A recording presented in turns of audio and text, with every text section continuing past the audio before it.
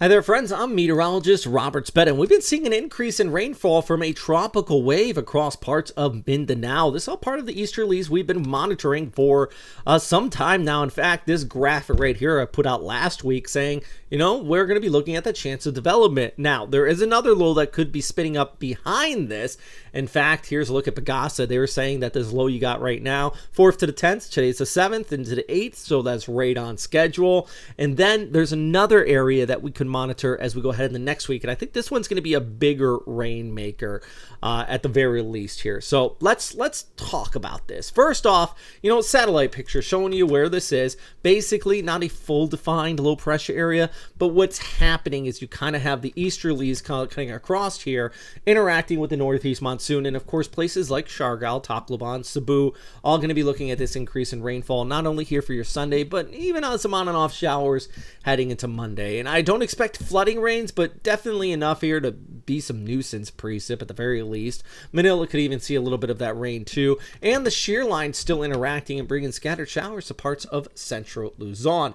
In fact, we can pull back the bigger picture here, and you can see what I'm talking about here with the Shearline right in there. There's your increase in showers, and then here's your little tropical wave down towards the south, and then here's the next one we're monitoring back towards the east. So let's talk a little bit about that, because we take a look at the guidance, and here comes your first wave, increasing showers. You got the Shearline setting up showers for the Bicol area over towards eastern Visayas, just basically spinning up and increasing that precip out here. But then we watch this next wave. Now, it's probably not until the mid part of next week that low pressure area is going to probably move in the southeastern areas of Visayas towards Mindanao. It's likely not going to be a full-on typhoon, but more of a nuisance low that could cause some localized flooding, which in my experience in the month of December often is a problem here when you get storms down this far south, just increasing a tremendous amount of rainfall. I mean, even here, these areas in green indicating 1 to 200 millimeters through next Wednesday, up to 300 millimeters if we're talking about the east coast of Luzon here. But you might ask the question, well, would this recurve? And the answer is probably not. You see here, you have the Westpac high. Actually, this graphic kind of shows it pretty well. You have the Westpac high right here. And then anything that wants to develop, what's going to happen is that's going to basically kind of kick along the southern edge of that high pressure area and move off towards the west. I'm just trying to move this out of the way for you.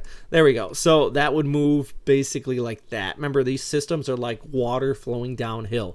High pressure ridge would be more of a mountain ridge like that. So if you have a river, it's not going to turn towards the north, and it would basically run just like that towards southeastern Mindanao, or southeastern Visayas and Mindanao. So with that said, yeah, you got a lot of moisture continuing to increase, pump on shore from the east, which means I do think we are going to be looking at a little bit of a flood threat for the east coast of Mindanao and southeastern Visayas. Not trying to hype, not trying to scream, oh my gosh, this is what's going to happen. I'm just trying to point out the fact that you got one low here, you got another one that could be developing Monday, Tuesday, and Wednesday. You can see that right in there, and that's going to interact with our shear line, increasing the easterlies for parts of southeastern Luzon, so Bicol, Leyte, Samar, and yeah, Siargao too, Tuesday and the Wednesday. You're going to be increasing those showers as this all wraps around. So it's almost like the confluence of moisture flows coming together as we go ahead in the midweek. This is my meteorological talking. You guys watch me, I don't know. I appreciate it, and I also appreciate all our Patreon members who support this channel and my science I throw out here for you guys. I hope it's making sense what I'm trying to talk about, because the point is, it's not a full-on typhoon, but I try to illustrate why we are going to be seeing kind of these impacts that we're expected to see here over the next few days. And once again, it comes down to easterlies are a little low developing, and just basically that northeast monsoonal flow. Hey, let's go back to that graphic I just showed you a second ago. Satellite picture with deep low kicking out just northeast of Japan, kicking on the CFX snow machine. If you like the snow, this is the place you could be. Even some von Karman vortices forming up out here in the East China Sea, and it's this pressure gradient, cold air over warm waters, is just smashing, and ski season full on. This weekend is typically the weekend I would usually go for my first ski weekend in Japan when I lived there for like 10 years. It's just because about this time, places like Kagura and Niigata start to open up just because you keep on getting the CFX snow machine. So classic winter weather, I suppose.